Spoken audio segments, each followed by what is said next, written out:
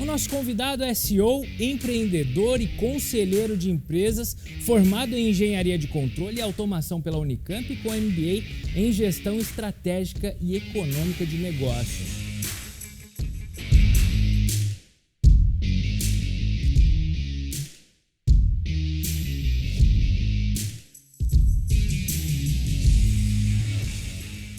Seja muito bem-vindo ao programa de hoje. Poder e Negócios já está no ar e hoje converso com o empresário Leandro Fidelis. Um prazer, Leandro, poder bater esse papo com você e saber da sua trajetória profissional. Prazer é meu. Obrigado, Thiago, pelo convite e vamos conversar aí. Espero que seja produtivo aí para o pessoal que vai assistir. Eu costumo sempre dizer que histórias inspiram e transformam vidas. Faz com que alguém que perceba a visão que você teve leve em consideração e faça uma transformação no dia a dia dela, no trabalho, e com isso conquiste o sucesso, conquiste aí a melhora na produtividade. Isso é muito importante. Quero saber da sua história, como começou, desde pequenininho, já tinha essa ideia de trabalhar com tecnologia?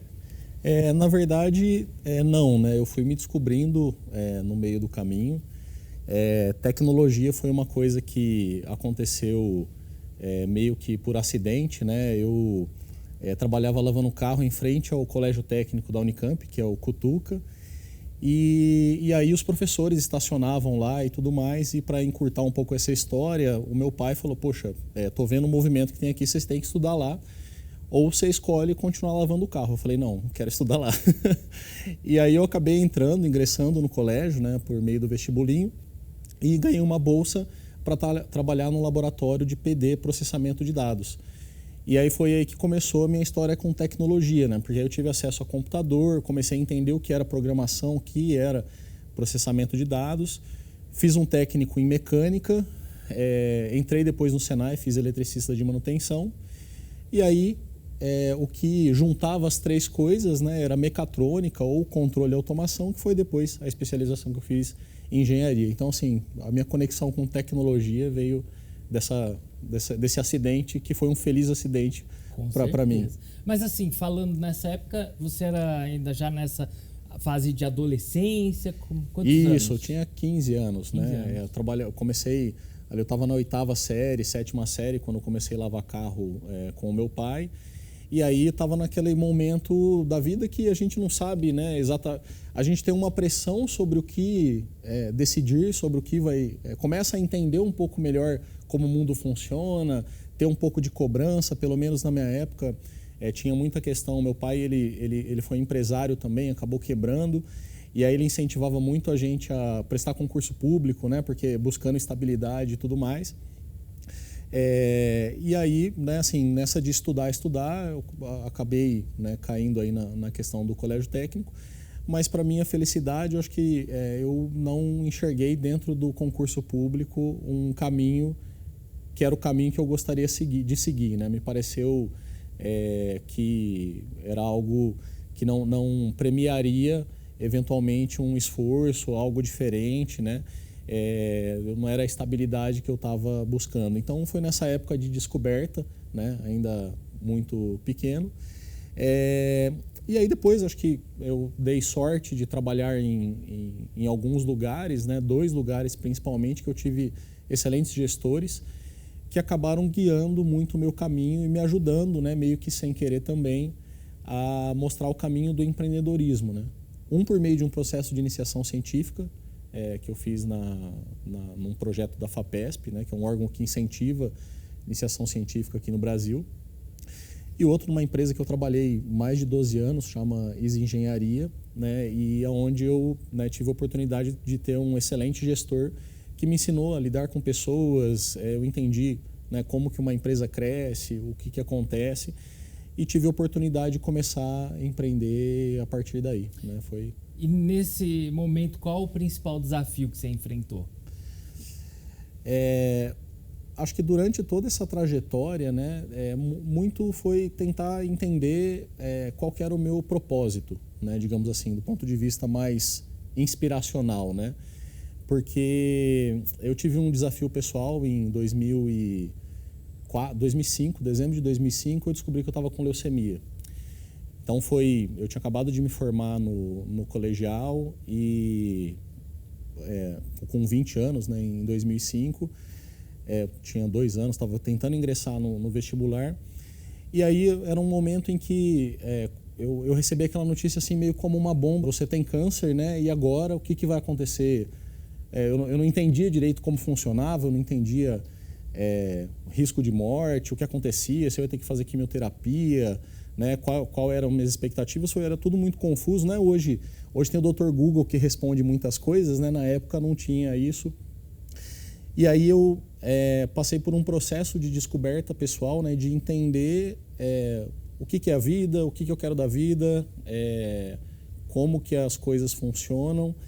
E durante esse processo, né, eu estava sempre muito em busca de significado para as coisas, né?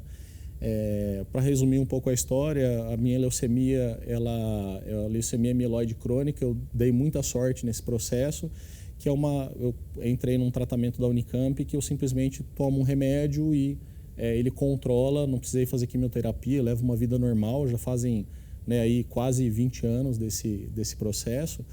E sempre estive muito bem, mas esse evento foi meio que uma mudança, uma provocação para que eu começasse a refletir sobre o que eu realmente quero fazer da minha vida, né? E aí, decidindo viver, né, foi que eu insisti, por exemplo, em entrar em engenharia na Unicamp, que era um sonho que eu tinha de pequeno, mas que estava muito difícil, né? Eu não sei quem já tentou aí fazer vestibular em escola pública sabe do que eu estou falando, no sentido de difícil. Eu tentei 6 vezes, entrei na 6ª.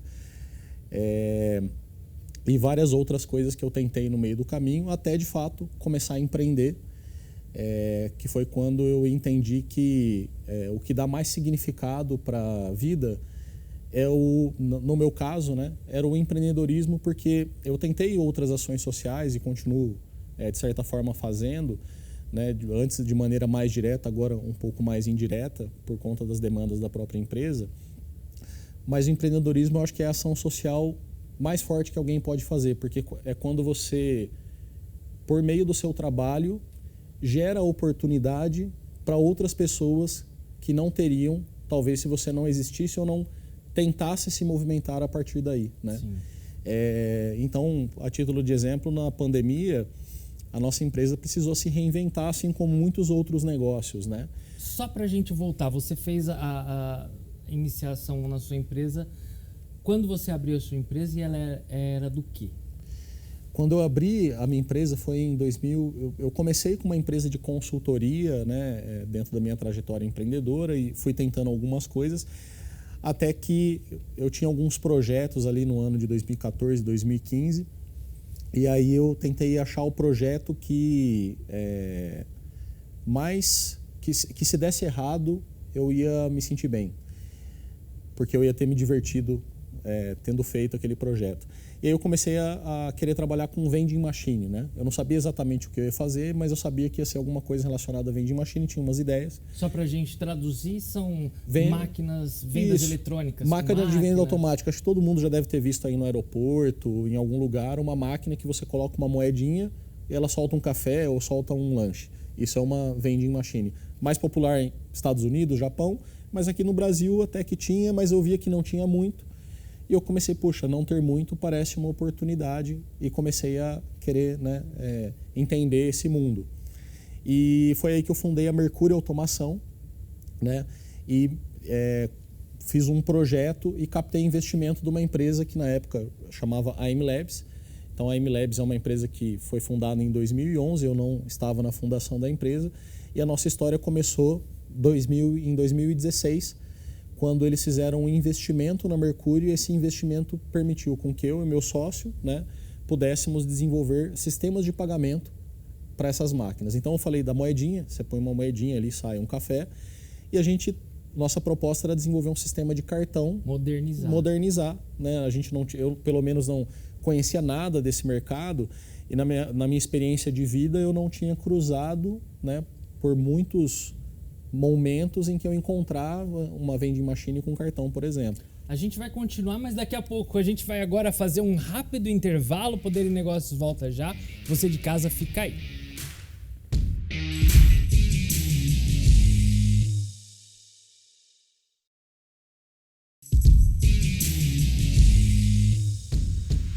De volta com Poder e Negócios, Leandro Fidelis. Então você teve essa possibilidade de receber um investimento.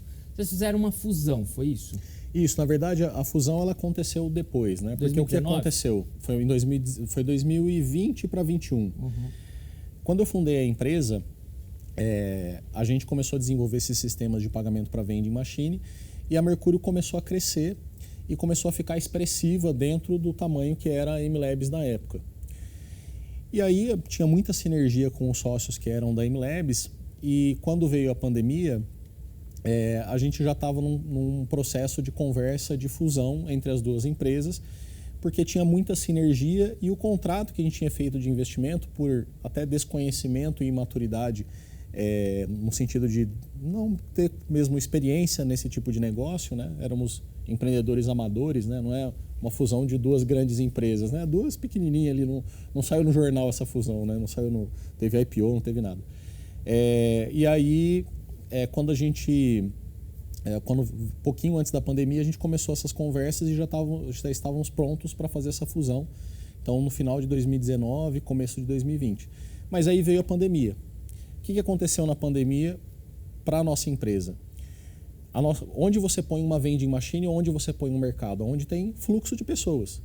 Então, num aeroporto, dentro de um escritório corporativo, numa rodoviária, enfim, dentro do hospital. Lugares que esvaziaram. E aí a gente observou o faturamento dos nossos clientes e o faturamento dos nossos clientes tinha caído 80%, 90%, 95%. Não adianta a gente ter um contrato bem amarrado com um cliente que não está tendo dinheiro, ele não vai pagar. E aí foi nesse momento que a gente começou a se reinventar e eu trouxe um projeto para a empresa. Eu vi que alguns operadores, que é o nome que a gente dá para quem abastece as vending machines, né, alguns operadores, eles começaram a criar o que a gente chama de honest market ou micro market, né, ou mini mercado, dentro de condomínios residenciais.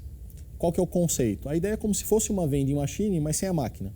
Então eu tenho lá refrigerante, cerveja, itens de consumo do dia a dia, ovo, pão, leite, né? Não tenho a máquina porque a máquina é um custo desnecessário e um limitante desnecessário no sentido de que eu não consigo colocar uma caixinha de leite para uma máquina dispensar. Então aumenta a possibilidade de mix de produto, aumenta a possibilidade de itens a serem colocados e eu coloco um terminal de self-checkout, né? E a gente viu que as vending machines estavam migrando para esse modelo de negócio, onde tinha vending machine, e que esse negócio começou a acontecer dentro de condomínio residencial, porque onde as pessoas estavam antes? Dentro de escritórios, né? Enfim, rodoviária e tal. Onde elas estavam agora? Brasil tem muito condomínio, elas estavam dentro do condomínio. Agora deixa eu te fazer uma pergunta. Você estava com um problemão na sua frente. Não tem as empresas, meus clientes não têm faturamento. Você tinha a faca e o queijo na mão, porque os condomínios, as pessoas estavam em casa. Mas a ideia veio de cara. Assim, você já pensou nessa possibilidade? Ou como um empreendedor, foi difícil sacar essa ideia e acertar o alvo? Essa é a história curta, até porque a gente tem, né, blocos de 10 minutos aqui. Mas a gente teve uma série de erros, né? O próprio sistema de pagamento para vending machine, por exemplo, a gente fez um sistema anterior que era uma telemetria para vending machine, telemetria portátil. A ideia parecia brilhante no Excel, a gente ia ficar milionário em poucos meses, só que a gente não conseguia vender o negócio. E aí, nossa, quebramos a cara, né? Então, teve vários processos em que a gente foi quebrando a cara, mas a persistência no sentido de cada vez ter mais informação sobre a dor que gostaríamos de resolver, que modelo de negócio encaixava, quem que estava disposto a pagar pelo nosso produto, até que em um momento a gente viu que acertou. E esse momento foi quando era a pandemia, tinha aquele negócio de home office e tal. E eu me dei conta, assim, eu estava um dia no escritório, era como se fosse 11 da noite. Um dos nossos funcionários falando no celular, batendo uma resina que a gente usava para colocar nos componentes eletrônicos que a gente tinha criado. E aí eu olhei aquela cena, aquela loucura, eu falei, cara, acho que esse produto deu certo. Agora a gente precisa arrumar as coisas para conseguir escalar de maneira sustentável, mas está vendendo, está tracionando, né? E aí o que aconteceu em paralelo a isso, assim, hoje, esse ano passado, por um acaso, eu acabei de completar o processo de aquisição da MLabs. Então, os sócios que eram sócios fundadores, eles não estão mais. Esse projeto ele acabou tomando tanto corpo que eu e o meu sócio, quando assumimos, a gente acabou tomando a frente desse projeto e acabamos virando sócio majoritário da MLabs e hoje, né, compramos ela por inteiro. Então, é um negócio bacana assim, até de olhar a nossa trajetória dentro da empresa, a empresa que acabou investindo na gente e a quem eu sou muito grato, os fundadores que nos deram essa oportunidade de desenvolver um negócio, né, a partir dessa plataforma. Mas não foi fácil. Só uma questão, quando vocês se uniram, teve a questão de, olha, você tem uma meta para bater de faturamento, eu imagino que, né? Sim, sim. E como foi? Isso, exatamente. Então, assim, né, na época éramos em 5, né? E 3 dos sócios, que eram os sócios fundadores, eles não queriam entrar nesse projeto do mini mercado para condomínios residenciais. Não queriam? Não queriam. Imagina hoje. Assim, eles foram beneficiados da seguinte forma, né? Assim, a empresa cresceu, eles continuavam, né? E a gente adquiriu o valor atual da empresa, né? Então, acabou que eles se beneficiaram disso. Mas, assim, é muito fácil a gente sempre contar a história depois que tudo acontece, porque aí tudo faz sentido, né? Mas naquele momento, a grande verdade é que nem eu tinha certeza se ia dar certo ou não. Mas eu só tinha aquela alternativa. Então, assim, tinha que dar certo, né? Eu acho que muitas vezes, às vezes a gente fica procurando a coisa ideal, mas talvez a gente tenha em nossas mãos a oportunidade de fazer o que temos na mão a coisa ideal, né? No sentido de que talvez se a gente trabalhar, lapidar, ajustar, né? Como você perguntou, não foi o primeiro produto, né? Antes de nascer esse produto para o mini mercado em condomínio, a gente tinha pensado para a empresa. Quando ele nasceu para condomínio, ele tinha um formato. A hora que a gente viu que o mercado não estava adquirindo e que eles estavam pedindo uma outra coisa, a gente fez uma adaptação, por exemplo, em que fomos pioneiros. A gente embarcou o software dentro de uma maquininha de cartão e transformou uma maquininha de cartão, sabe, essas maquininhas, né, mesmo, transformamos ela num totem de autoatendimento. Então, um totem de autoatendimento que na época, se você quisesse comprar, você ia pagar 4, 5, 6 mil reais, os mais baratos, a gente acabou de entregar um que às vezes a PagSeguro, Cielo, enfim, te dava de graça pelo seu faturamento. Então, quer dizer, a gente conseguiu reduzir absurdamente o custo e isso viabilizou um modelo de negócio que até então não era viável. Porque se eu tivesse que investir 10 mil, talvez tantas pessoas que entraram na época não teriam entrado. Só que pelo fato da gente diminuir o investimento e transformar num negócio agora de 500, acho que na época com o leitor, com tudo, né, era R$ 1.300. E a gente inclusive parcelava esse valor. Então era um negócio assim que a gente tinha muita empresa ociosa, porque elas atendiam empresas e não tinham mais quem atender. Elas tinham o know-how de abastecer um produto num local, mas elas não tinham mais o local. E aí a gente começou a apresentar um novo modelo de negócio, que era o condomínio. Por R$ 1.300, vamos testar. E hoje, né, alguns dos nossos maiores clientes eram clientes que na época atendiam empresas com vending machine e hoje tem mini mercados aí que faturam centenas de milhares de reais por mini mercado, né? São empresas que faturam milhões de reais por mês, por conta de terem arriscado também com a gente nesse caminho. E lógico que assim, tecnologia deu um monte de problema, dava a pau toda hora, tinha muito cliente estressado, tinha muito funcionário estressado. Então foram fases que a gente passou até ter um produto maduro, ter um mercado maduro e entender, né, como deveríamos nos posicionar, para quem vender, por quanto vender, como que deveria ser o nosso produto e atingir hoje, né, a marca de 10 mil pontos de venda. Né? Se a gente pensar, a gente começou no começo de 2020, esse produto foi ali na pandemia. Acho que nem nas melhores previsões que eu faria na época, eu não colocaria os números que a gente conseguiu atingir, né, considerando aí fechamento do ano passado. A gente vai então revelar esses números daqui a pouco, porque o Poder de Negócio vai para o último intervalo do programa, mas volta já, fique aí.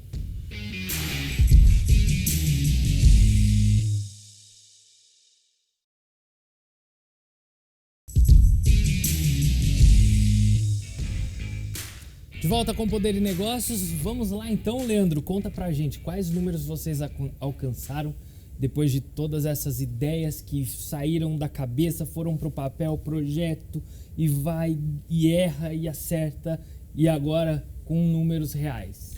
Eu acho que esse é o mais impactante para mim, né? 10 mil pontos de venda. Por que ele é muito impactante, né? Se você pensar, cada ponto de venda, né? Aqui eu vi na sala de vocês tem um mercadinho desse, né? Então, assim, se eu tivesse a oportunidade de alguma forma de visitar todos os pontos de venda que eu ajudei a construir durante esse período, né? E cada dia fosse em um, eu ia precisar de muitos anos e não ia conseguir visitar todos, né? Então 10 mil tem 365 dias, podia passar aí pelo menos 30 anos que não ia conseguir ter visitado todos. Então, assim, esse dá uma dimensão, né, do que a gente conseguiu construir e contribuir para a sociedade naquele sentido que eu estava comentando para você, de quantas pessoas agora, tem muitos microempreendedores nesse negócio, então quantas pessoas que são donas do próprio negócio, quantos fornecedores, container era um negócio que na época, para esse mercado não existia, né? Hoje já tem empresa especializada em fornecer container para esse tipo de mercado, né? Próprio fornecedor de componentes eletrônicos para a gente, de insumos que a gente faz o nosso sistema de pagamento, né? Então esse impacto, acho que é um impacto muito positivo. Ano passado a gente fechou com 20 milhões de faturamento, né? Esse ano a gente está com uma projeção de crescer de novo, atingir possivelmente 30 milhões de faturamento nesse ano. Começamos uma operação nos Estados Unidos também, né? Esse não é exatamente um número, mas acho que é um marco importante dentro da nossa estratégia de crescimento. Um outro número muito importante para mim é a satisfação das pessoas que trabalham na empresa. Como eu falei para você, lá em 2020, a gente passou por um momento muito difícil, né? Imagina nós estávamos começando um produto novo, problema de todo lado. O produto é novo, então as pessoas não têm as respostas para tudo. Dá problema, não sabe como responder, cliente reclamando, tem cliente que não tem paciência. E aí, em determinado momento, eu me reuni ali com os meus sócios, né? E essa empresa que a gente quer criar, a gente está crescendo, estamos vendo os números acontecer, mas e as pessoas, né? E nós, né? E hoje eu tenho muito orgulho, assim, de entrar na minha empresa e ver, né? Hoje a gente tem pouco mais de 70 pessoas. Quanto engajamento que a gente tem das pessoas, quanto elas estão satisfeitas por trabalhar lá, como que tem pessoas que não estão na empresa e têm vontade de estar lá dentro, né? Então isso é muito satisfatório, é uma realização pessoal e profissional muito, muito grande, porque, como eu falei, o começo de tudo é impacto social. Então hoje, diretamente, pelo menos 70 famílias que trabalham com a gente, fora 10 mil pontos de venda, fora todos os fornecedores e fora também, eventualmente, pessoas que a gente impacte, né, com uma mensagem, por exemplo, como esse programa seu traz para as pessoas e que, de repente, transforme aí a vida das pessoas no sentido de empreender e conseguir construir valor e mudar de vida como eu e outras pessoas mudaram por causa disso. Com certeza. Quem deseja hoje empreender deve pensar no quê? Assim, qual a dica que você daria para um jovem empreendedor ou alguém que, apesar da idade, queira empreender? Eu acho que uma coisa muito comum que acontece são as pessoas ficarem buscando muita informação e esquecer que o que movimenta são as ações. Então, tomar decisão e tomar ação, eu acho que, sem sombra de dúvida, assim, a melhor ideia não faz uma empresa sozinha. Ter relacionamentos não faz uma empresa sozinha. Ter o melhor produto não faz uma empresa sozinha. Mas você tomar ação, você pode estar com uma ideia não tão boa, você pode estar com um produto não tão bom, você pode não ter muitos relacionamentos, mas de ação em ação você consegue construir alguma coisa. Então, sem dúvida, 10 ações tomadas e realizadas são muito mais importantes do que uma única ação certa. Acho que essa é a mensagem. Perfeito, Leandro. Muito obrigado aqui pela participação no Poder e Negócio. Foi muito legal poder ouvir sua história e com certeza levar para você aí de casa todas essas informações que com certeza podem transformar a sua vida. Chegamos ao fim do Poder e Negócios de hoje, você, claro, pode rever este programa na íntegra no nosso canal no YouTube. Siga-nos em nossas mídias sociais também. Eu agradeço demais a sua companhia e, claro, eu te espero no nosso próximo encontro. Até lá!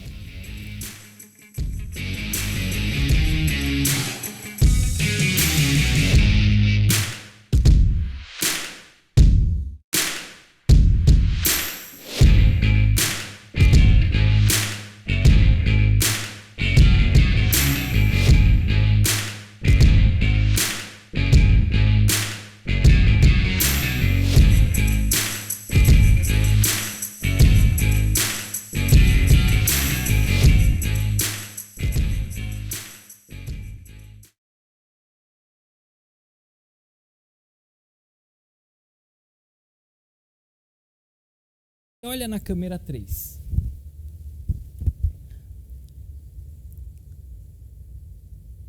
Você que acompanha a programação da Tati Record, nesse sábado vou conversar com o CEO Leandro Fidelis, que é um baita empreendedor e conselheiro de empresas, formado em Engenharia de Controle e Automação pela Unicamp com MBA em Gestão Estratégica e Econômica de Negócios.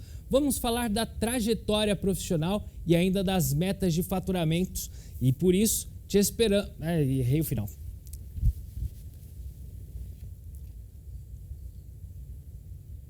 Você que acompanha a programação da Tati Record, nesse sábado vou conversar com o CEO Leandro Fidelis, que é um baita empreendedor e conselheiro de empresas, formado em Engenharia de Controle e Automação pela Unicamp e com MBA em Gestão Estratégica e Econômica de Negócios.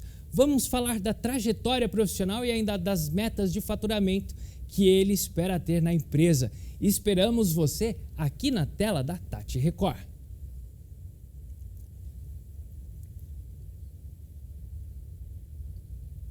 Em nosso próximo encontro, vou conversar com o CEO Leandro Fidelis, que é um baita empreendedor e conselheiro de empresas, formado em Engenharia de Controle e Automação pela Unicamp e com MBA em Gestão Estratégica e Econômica de Negócios. Vamos falar da trajetória profissional e ainda das metas de faturamento. Esperamos você aqui na tela da TV Tati.